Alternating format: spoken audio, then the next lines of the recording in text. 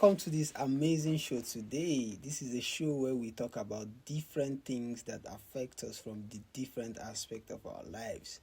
We go far and wide to bring many things that are relating to us in the society, how we live, and how we adapt to different things. And that is why today we are shortly going to dive into digital economy and technology innovation. So, by my right, we have a gentleman, the first one, Mr. Abundance Emmanuel, who is an AI technical writer. I appreciate your presence on the studio. Thank you so much for coming, and thank you in advance for the input you are going to give us on this show. And on my left, the second gentleman is Mr. Geoffrey Azi, a Web3 content creator. Oh my goodness. Thank you so much for joining us on the studio. Thank you so much for the input you're about to give us. Yeah, so without wasting more, you've heard my voice and it's time for us to hear them. So can you just give us a small briefing from your part? Okay. Fair enough. Thank you for having me. So, I'll I'll have to start with this. What people are afraid of isn't necessarily AI. People are afraid of change. And change is something that has always terrified people who are stuck in their ways. In as much as I I'll give an analogy. I decided to watch Spider-Man, the very first Spider-Man movie recently, and basically there was a scene that Uncle Ben, who's Spider-Man's uncle, got laid off from his job because computers were involved. Basically, he's an old man or middle-aged, should I say, but he clearly couldn't adjust to learning how to using a computer, and he got laid off from his job. And you could tell he felt angst. You could tell he felt a little anger that, oh, I've been working for these people all these years just because I can't use this new technology. How dare they lay me off and all of that? Well, the fact is, the AI era has come to make the people who would decide to hold on to it and tap into it creators of their own destiny.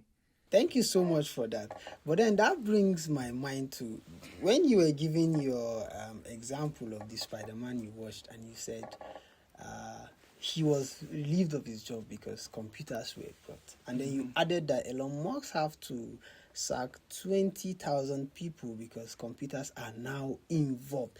So can we now say, is AI now creating more jobs than it is replacing? I would say it is just restructuring what people call a job. It is restructuring what people define as a job. And sometimes the positions people occupy in companies, if you really narrow it down and look through it, the positions people occupy in companies these days are obsolete. They are not going into the new era, they are not necessarily needed. So the fact that it is taking jobs from other people who it's taking jobs from other people who are not ready to upgrade themselves, who are just, comfortable where they are, not wanting to put in any more effort, not wanting to put in any more, not wanting to create.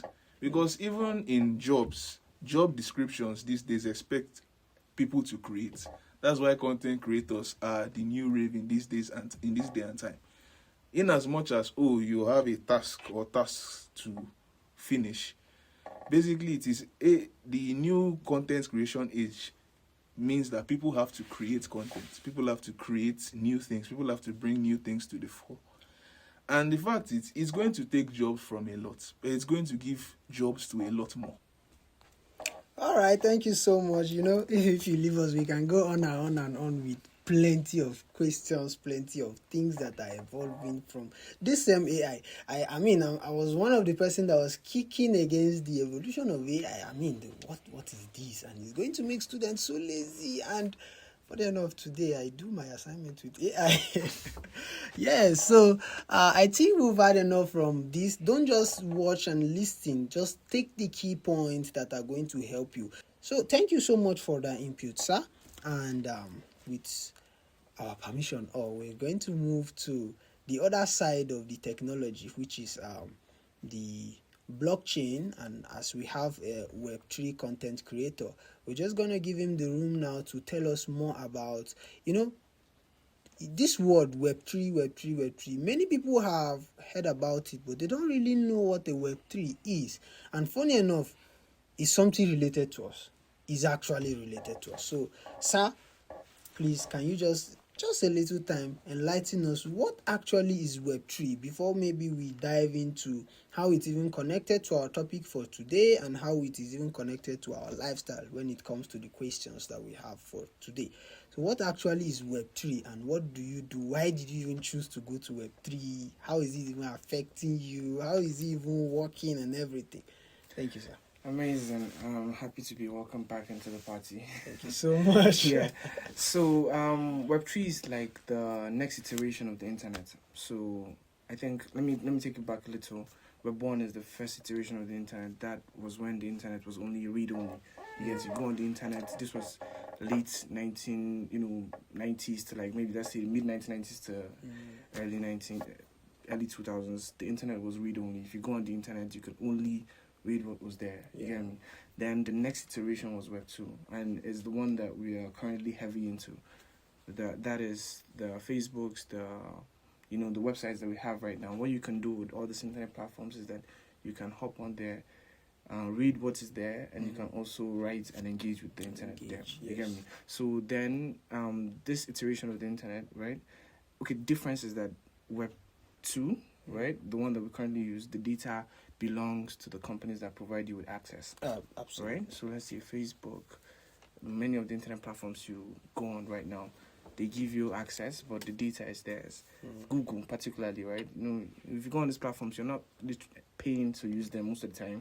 So at the end of the day, you're the product. So you get me? The data they get from that is entirely theirs. Now, Web3 is the iteration of the internet that goes to say that, okay, it's built on blockchain, obviously, right? It's built on blockchain and goes to say that, your data is going to be yours. There's going to be transparency in the system because of the structure of the blockchain. You get me? So the blockchain itself is a cryptographic, decentralized ledger that just makes things very transparent and easy to navigate to a certain degree. I would say easy because maybe in the system for now, but Web3 is the next iteration of the internet. So let's say now, as a way of asking, as a Web3 content creator and somebody that is into cryptocurrency, if I'm not mistaken, yes. So is cryptocurrency really the future of money, or is it just a trend?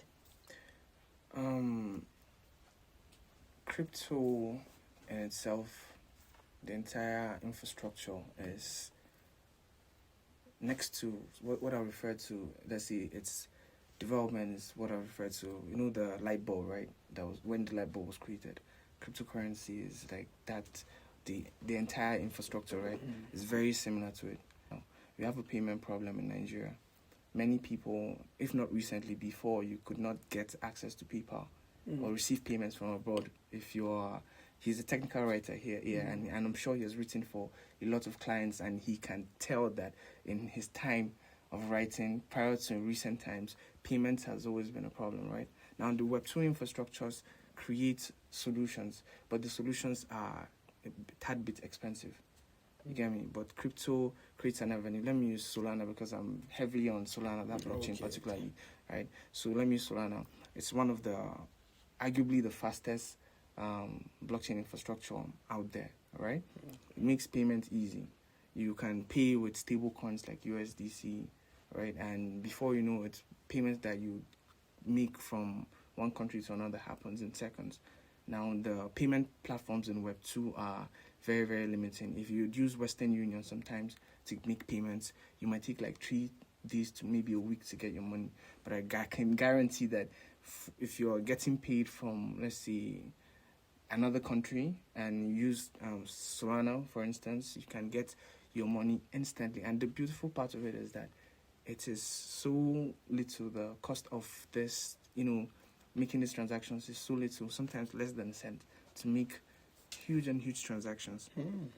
My point is that the crypto, let's say crypto in itself, right, is resolving the issue of payments in the world, right? I hope that makes across the world. Okay. Yes. So let's narrow it down to what we practice and what many other people practice. Because in as much as blockchain and cryptocurrency and everything is really out there for now, not everybody is included heavily on it. So let's say to the part that narrowing it down to mobile bankings and even the commercial banks. Will blockchain eventually have an effect on these our commercial banks? Because I mean, the spread of blockchain has not reached the spread of these mobile bankings. Today, if you go out to meet an Okada man, you say, "Take me, I'll transfer your money to you." To an average percentage of them will agree because all of them have a mobile bank now. Yeah. So is blockchain gradually coming down to affect these banks, or we have to migrate to meet them up there? Okay, as you speak, I have a prime example. There's a product that has been developed by someone I know. It's a great guy. It's called Nectify. What Nectify does is that if you have your cryptocurrency and your tokens, right, you send it to your Nectify wallet. Mm-hmm. What it does is that you can easily pay to the Okada guy that you spoke about earlier.